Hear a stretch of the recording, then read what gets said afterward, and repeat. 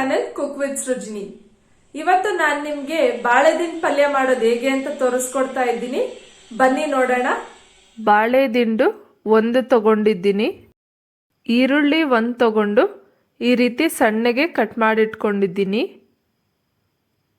Tomato 2 ತಗೊಂಡಿದ್ದೀನಿ, ಅದನ್ನು ಸಹ ಸಣ್ಣಗೆ ಕಟ್ ಮಾಡಿಟ್ಕೊಂಡಿದ್ದೀನಿ. ಹೆಸರುಕಾಳು 1 ಕಪ್,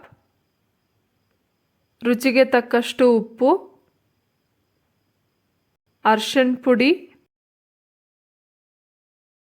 ಧನಿಯಾ ಪುಡಿ 1 ಸ್ಪೂನ್,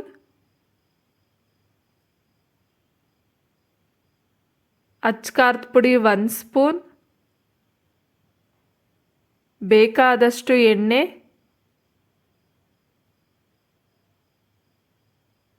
ಕೊತ್ತಂಬರಿ ಸೊಪ್ಪು, ಸಾಸಿವೆ, ಜೀರಿಗೆ, ಕಡಲೆಬೇಳೆ, ಉದ್ದಿನಬೇಳೆ, ಕರಿಬೇವು. ಫಸ್ಟ್ ನಾವು ಬಾಳೆ ದಿಂಡನ್ನು ತಗೊಂಡು ದಿಂಡು ಬರೋವರೆಗೂ ಎಷ್ಟು ಲೇಯರ್ ಇರುತ್ತೋ ಅಷ್ಟು ಲೇಯರ್ನೆಲ್ಲ ತೆಗೆದಾಕಬೇಕು.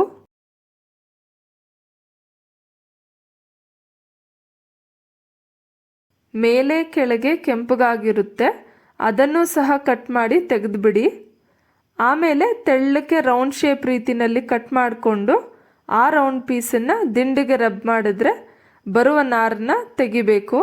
ಆದರೆ ಈ ದಿಂಡು ಎಳೆದಾಗಿರೋದ್ರಿಂದ ನಾರಿಲ್ಲ, ಹಾಗಾಗಿ ನಾನು ಹಾಗೆ ಕಟ್ ಮಾಡ್ಕೊತಾ ಇದ್ದೀನಿ. ಒಂದು ವೇಳೆ ಬಲ್ತಿದ್ರೆ ನಾರಿರುತ್ತೆ, ಆಗ ನೀವು ನಾರನ್ನು ತೆಗೆದು ಯೂಸ್ ಮಾಡಬೇಕು. ಆದಷ್ಟು ನೀವು ಎಳೆ ದಿಂಡನ್ನೇ ತಗೊಳ್ಳಿ, ಬಲ್ತಿರೋದಾದರೆ ಚೆನ್ನಾಗಿರಲ್ಲ. ಈಗ ಇದನ್ನು ಚಿಕ್ಕ ಪೀಸಸ್ ಆಗಿ ಕಟ್ ಮಾಡಿಕೊಂಡು ನೀರಲ್ಲಿ ಹಾಕ್ಕೊಳ್ಳಿ. ಕಟ್ ಮಾಡಿದ್ಮೇಲೆ ಬಾಳೆ ದಿಂಡಿನ ಪೀಸಸ್ನ ನೀರಿಗೆ ಹಾಕದೇ ಇದ್ದರೆ ಅದು ಕಪ್ಪಾಗ್ಬಿಡುತ್ತೆ, ಅದಕ್ಕೆ ನಾನಿಲ್ಲಿ ನೀರಲ್ಲಿ ಹಾಕ್ಕೊತಾ ಇದ್ದೀನಿ.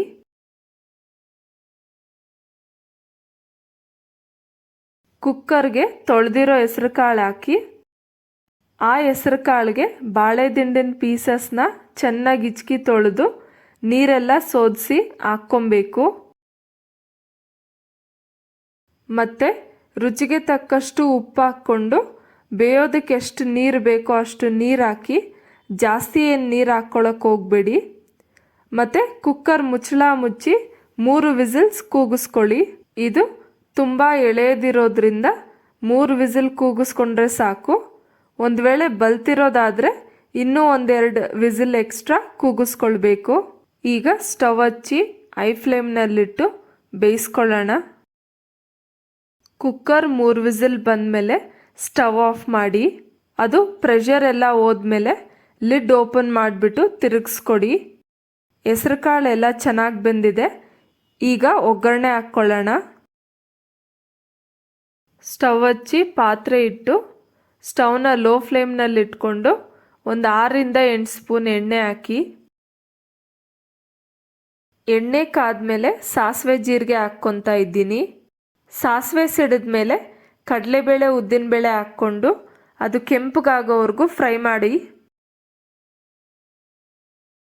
ಕಡಲೆಬೇಳೆ ಕೆಂಪಗಾದ್ಮೇಲೆ ಕಟ್ ಮಾಡಿಟ್ಕೊಂಡಿರೋ ಈರುಳ್ಳಿ ಮತ್ತು ಕರಿಬೇವು ಹಾಕಿ ಈರುಳ್ಳಿ ಗೋಲ್ಡನ್ ಬ್ರೌನ್ ಆಗೋವರೆಗೂ ಫ್ರೈ ಮಾಡಬೇಕು. ಬಾಳೆ ದಿಂಡು ನಮ್ಮ ಕಿಡ್ನಿನಲ್ಲಿ ಸ್ಟೋನ್ಸ್ ಫಾರ್ಮ್ ಆಗೋದನ್ನು ತಡೆಯುತ್ತೆ. ಆಮೇಲೆ ಕಿಡ್ನಿ ಸ್ಟೋನ್ಸ್ ಏನಾದರೂ ಫಾರ್ಮ್ ಆಗಿದ್ದರೆ ಅದನ್ನು ಕರಗಿಸೋದಕ್ಕೆ ಸಹ ಹೆಲ್ಪ್ ಮಾಡುತ್ತೆ. ಇದರಲ್ಲಿ ನಾರಿನಂಶ ಇರೋದ್ರಿಂದ ಮಲಬದ್ಧತೆ ಕೂಡ ವಾಸಿಯಾಗುತ್ತೆ. ಈರುಳ್ಳಿ ಗೋಲ್ಡನ್ ಬ್ರೌನ್ ಆದಮೇಲೆ ಟೊಮೆಟೊ ಹಾಕಿ ಬೇಯಿಸ್ಕೊಳ್ಳಿ. ನಾವು ಆಲ್ರೆಡಿ ಹೆಸರು ಕಾಳು ಮತ್ತು ಬಾಳೆ ದಿಂಡು ಬೇಯೋದಕ್ಕೆ ಉಪ್ಪು ಹಾಕ್ಕೊಂಡಿರೋದ್ರಿಂದ ಇಲ್ಲಿ ಉಪ್ಪು ಹಾಕ್ಕೊಳ್ಳೋದು ಬೇಡ. ಟೇಸ್ಟ್ ನೋಡಿ ಬೇಕಿದ್ದರೆ ಕೊನೆಯಲ್ಲಿ ಹಾಕ್ಕೊಬೋದು. ಟೊಮ್ಯಾಟೊ ಬೆಂದಮೇಲೆ ಅಚ್ಕಾರದ ಪುಡಿ, ಧನಿಯಾ ಪುಡಿ ಮತ್ತು ಅರಿಶಿನ ಪುಡಿ ಎಲ್ಲ ಹಾಕಿ ಚೆನ್ನಾಗಿ ಮಿಕ್ಸ್ ಮಾಡಿಕೊಂಡು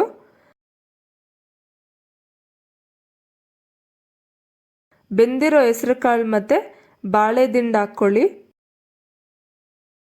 ಬೇಕಿದ್ದರೆ ಕುಕ್ಕರ್ಗೆ ಸ್ವಲ್ಪ ನೀರು ಹಾಕಿ ತೊಳೆದು ಹಾಕ್ಕೊಬೋದು. ಚೆನ್ನಾಗಿ ಮಿಕ್ಸ್ ಮಾಡಿಕೊಂಡು ಮೀಡಿಯಂ ಫ್ಲೇಮ್ನಲ್ಲಿಟ್ಟು ಕುದಿಸ್ಬೇಕು.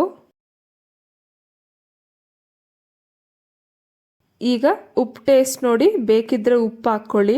ಉಪ್ಪು ಸ್ವಲ್ಪ ಕಡಿಮೆ ಇರೋದ್ರಿಂದ ಇನ್ನೊಂಚೂರು ಉಪ್ಪು ಹಾಕ್ಕೊತಾ ಇದ್ದೀನಿ. ನಾವು ಯಾವಾಗಲೂ ಯಾವುದೇ ಅಡುಗೆಗಾಗಲಿ ಉಪ್ಪು ಕಡಿಮೆ ಹಾಕ್ಕೊಬೇಕು. ಬೇಕಿದ್ರೆ ಆಮೇಲೆ ಟೇಸ್ಟ್ ನೋಡಿ ಹಾಕ್ಕೊಬೋದು. ಬಟ್ ಉಪ್ಪು ಏನಾದರೂ ಜಾಸ್ತಿ ಆಗಿಬಿಟ್ರೆ ತಿನ್ನೋದಕ್ಕಾಗಲ್ಲ. ಕಟ್ ಮಾಡಿಟ್ಕೊಂಡಿರೋ ಕೊತ್ತಂಬರಿ ಸೊಪ್ಪು ಹಾಕ್ಕೊಂಡು ಸ್ಟವ್ ಆಫ್ ಮಾಡ್ಕೊಳ್ಳಿ. ಈಗ ಬಾಳೆದಿಂಡಿನ ಪಲ್ಯ ರೆಡಿಯಾಗಿದೆ. ಸೊ ನೋಡಿದ್ರಲ್ಲ ಫ್ರೆಂಡ್ಸ್, ಬಾಳೆದಿಂಡು ಪಲ್ಯ ಮಾಡೋದು ಹೇಗೆ ಅಂತ ಅಂದ್ಬಿಟ್ಟು ನೀವು ಒಂದ್ಸಲ ಟ್ರೈ ಮಾಡಿ ನೋಡಿ. ಹೇಗ್ ಬಂತು ಅಂತ ಕಮೆಂಟ್ ಸೆಕ್ಷನ್ ಅಲ್ಲಿ ಶೇರ್ ಮಾಡಿ. ಮತ್ತೆ ಈ ವಿಡಿಯೋ ನಿಮ್ಗೆ ಇಷ್ಟ ಆದ್ರೆ ಲೈಕ್ ಮಾಡಿ, ಶೇರ್ ಮಾಡಿ. ಪ್ಲೀಸ್ ನನ್ನ ಚಾನೆಲ್ಗೆ ಸಬ್ಸ್ಕ್ರೈಬ್ ಮಾಡಿ. ಮತ್ತೆ ನಾನು ಇನ್ನೊಂದು ರೆಸಿಪಿ ಜೊತೆ ನಿಮ್ ಮುಂದೆ ಸಿಗ್ತೀನಿ. ಅಂಟಿಲ್ ದೆನ್ ಬಾಯ್.